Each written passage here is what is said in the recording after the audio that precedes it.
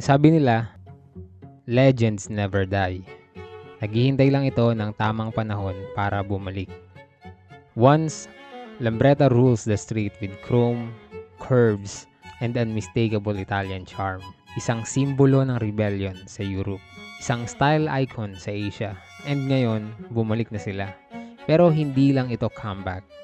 Ito ay rebirth. Mula sa vintage soul at modern steel, inimbitahan tayo ng Lambretta Philippines para makita itong X-Series. Meet the X200 and X300 dito sa Ropali Plaza, Ortigas. Tara!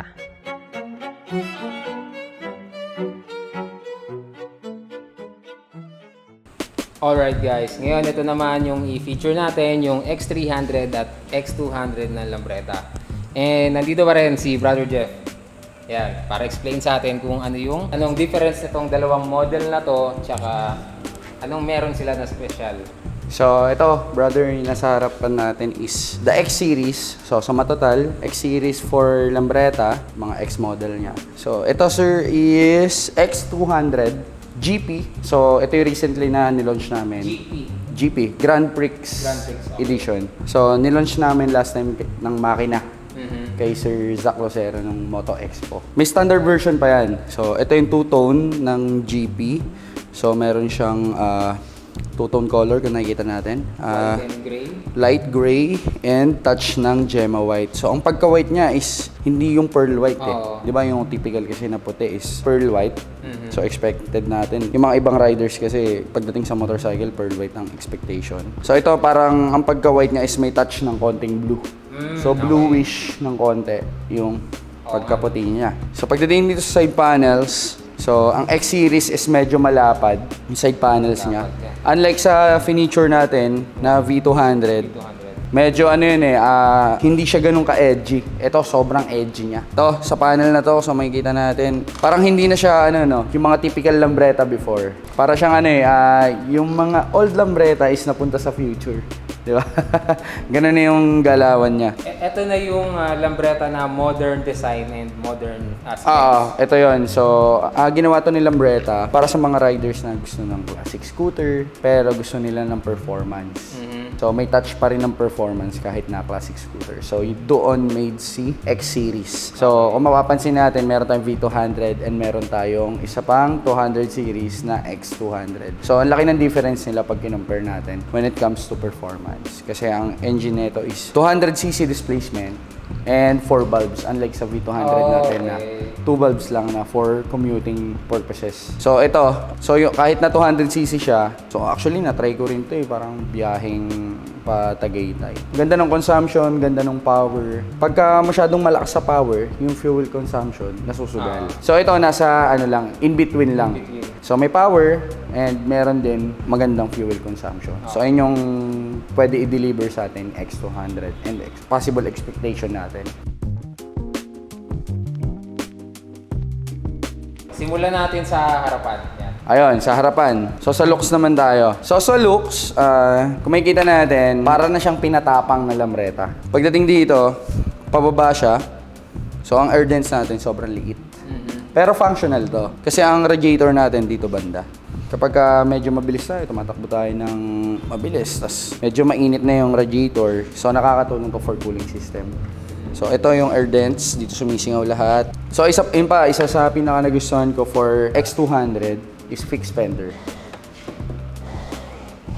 Lingon mo yung manibela. Hindi gumagalaw yung fender. So, original by Lambretta yan. Kasi yung mga nakikita kong old Lambretta, karamihan dun fix yung fender niya. May mga iba, sumasabay yung fender sa gulong. Pero, original by Lambretta talaga yung fixed fender.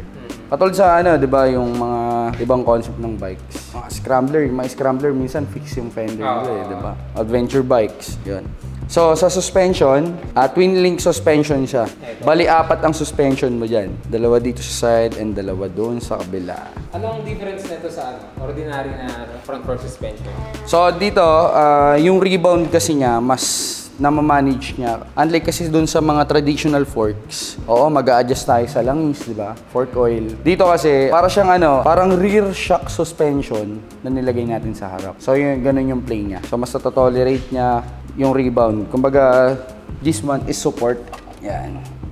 Nagpe-play ito, and ito yung rumi-rebound. Ito yung tumatanggap ng force. Bali ang ano niya, pag ganun. Oo, pag ganun. Ito yung tumatanggap ng force. Isa pa sa napansin ko yung mugs. Ang ganda ng mugs, oh. Actually, napansin ko yan. Sporty masyado yung mugs niya pag kinompare natin sa ibang lambreta. So, katulad nun, sa V200, iba din. Unlike dito sa X-Series, so mas makakapal yung mugs niya. Naka-focus sila sa aerodynamics. Ang chunky. Chunky nung Anong mugs material niya. nito? Alloy? Hard alloy, oo. Okay. Tapos ABS na rin. Harap-likod siya. Harap-likod, dual channel ABS. So, functional for braking system. Given na rin kasi, yun nga, medyo may performance yung motor. Tapos twin piston. Twin piston yung ano niya, braking system natin. And yun nga, isa pa, keyless na rin pala siya. Para ka na itong para ka naka PCX. Sa mga PCX, ADV, mga modern scooter natin sa market, ganun na din siya. So yun nga, sinabayan ni Lambretta yung modern design. So yan, bali 4 ang susi mo. Meron kang lagayan, no? dalawang remote and then manual key yung isa nandun nakasalpak lang. Pero ito manual key. Oo. Almost same lang naman sila ng functions. Ang Lit. Parang ang Ferrari, sabi ng iba eh. Oo, Kapag binibigyan namin yung susi nila, sir, parang Ferrari yung binili ko, hindi Lambretta. Yung attention to details talaga. Oo. Next, full LED. Full LED na siya. Headlight, taillight, signal light. Oo nga, yun. LED. LED na yan siya. So dito pagdating naman sa natin, sa panel board natin, combination siya ng black and white digital and RPM natin is analog pa. So pagka rina-ride natin siya, kahit na modern na yung mga specs niya and feature, pagdating dito sa panel, medyo mararamdaman natin, ay classic yung bike ko. Kasi ano pa siya, black and white pa siya. Pero yung recently ngayon, may mga X-Series din kami na nilabas na full TFT display na. Depende yon sa unit po, sa series natin. Si X200, X300, same na ganyan yung panel. Same sila ng function when it comes sa specs, keyless, ABS, and yung functions sa switches, sa board. Same. Ang pinagkaibahan lang talaga nila is yung engine and yung colorway na ino-offer ni Lambretta. More on playful colors kasi for X200. So talagang yung kahit mga younger or mga first time magmomotor, pwede kay Lambretta. Sa X300 naman, makikita natin yung atake niya. Pagka nakita mo yung motor na yan, for example kasi pag naka-helmet tayo, hindi makikita yung appearance natin. Pero pag nakita yung motor, parang kaya kang basahin nung tao na nakakita sa'yo. May impression na agad. Oo, may nakikita dun sa bike kung ano ka.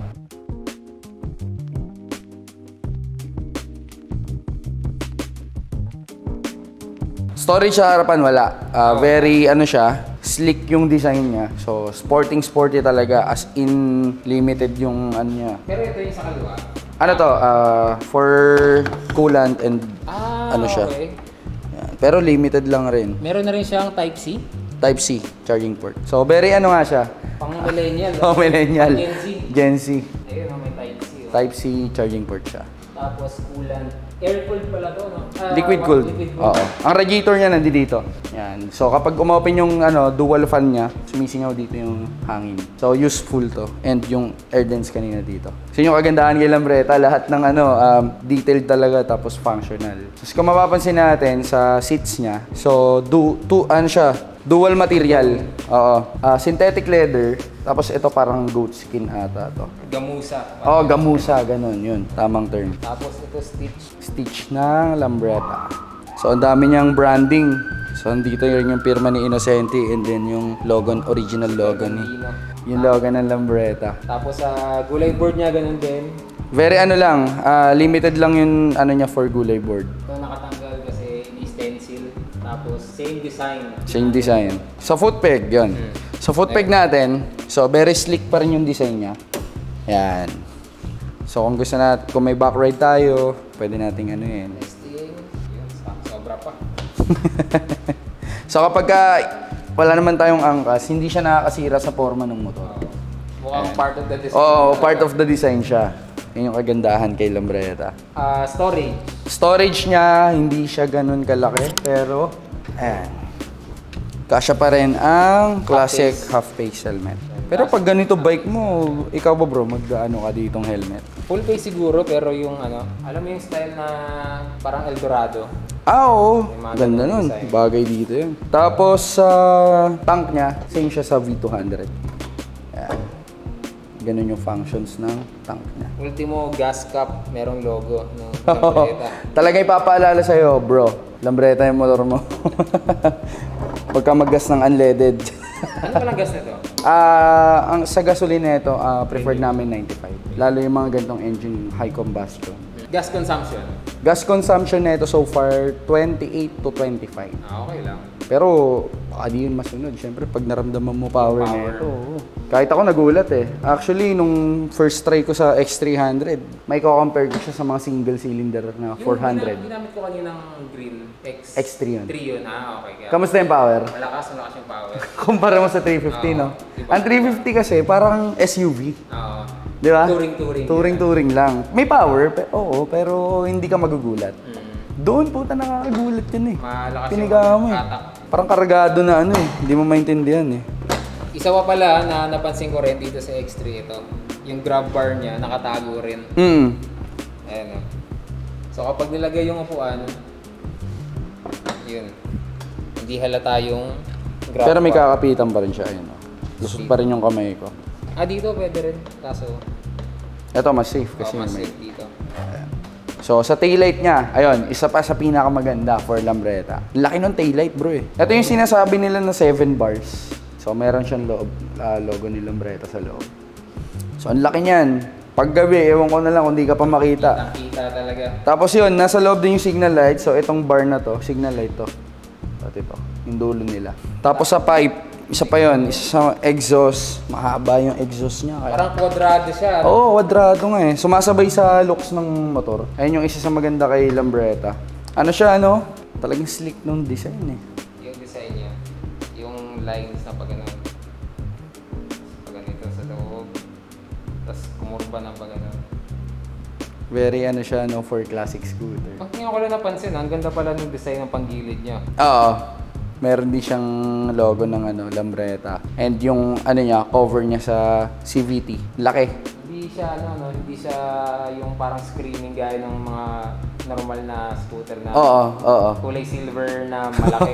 Ito medyo pahaba. Sumasabay siya sa colorway. Mm. Meron kaming mga CVT na hindi kulay itim.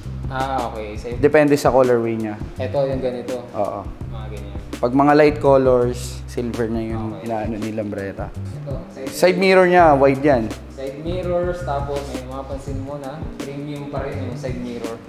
So, ang laki niyan. So, pasok na pasok yan sa standard natin for LTO. So, ayun. No? Kitang-kita. Hindi naman totoo yung 4 fingers eh. Sabi na lang nila yun, no? So, sa grips pala natin, di ba ang standard is 22? Ito hindi, 25 to. 25 ang kapal. Oo, ang kapal. Chunky. So, pagka hinawakan mo nga siya, not a normal bike. Kasi di ba yung iba, pagka hinawakan mo yung grip, alam mong normal bike kapag 22 mm. Maliit. Standard bike eh, 22 mm. Wala siyang dito sa... Meron siyang bar end, kinakabit namin. Tinanggal lang. Pagka Yung na-activate. metal? Metal siya, metal. Parang pang-balance. Yung rack dito, may abang siya dito Oo. Actually, ang mga iba naming nagpapa-custom, dyan nila kinakabit. Yung sa dalawang boot. Available din yun sa inyo. So far, wino-workout namin na magkaroon ng ganung piyesa. Baka early this next month, magkaroon kami ng mga aftermarket parts for X-Series. Ngayon kasi, medyo limited pa eh. So, kung gusto mo talaga na exclusive ng motor, Lambretta ka. Ang may papangako ko lang sa mga ganun is 10 motor na kasabay mo sa stoplight, baka bihira ka pa makasabay ng kasama mong Lambretta din. Ayun lang yung isa sa magandang gesture for Lambretta. Mga Limited talaga, oo. Kahit ako ayoko ng motor na may kaparehas ako eh. So, yun guys, ito yung X200 at X300. Yun yung difference nila. And kung meron kayong questions, ito si Brother Jeff para invite kayo dito sa showroom. So yun, invite ko kayo to visit our showroom na pwede kayo mag-test drive. Meron kaming demo units for both para at least ma-experience nyo. If decided kayo kumuha ng classic scooter, it helps you to decide before you buy. Mas mahirap naman kapag kuha tayo ng motor din natin nasubukan. So yun, available lahat ng colorway. Siyempre hindi included din yung mga sold out na colorway. Included lahat, may kita nyo dito sa showroom namin. Open kami Monday to Saturday, 9 AM to 6 PM. Yo, salamat, brother.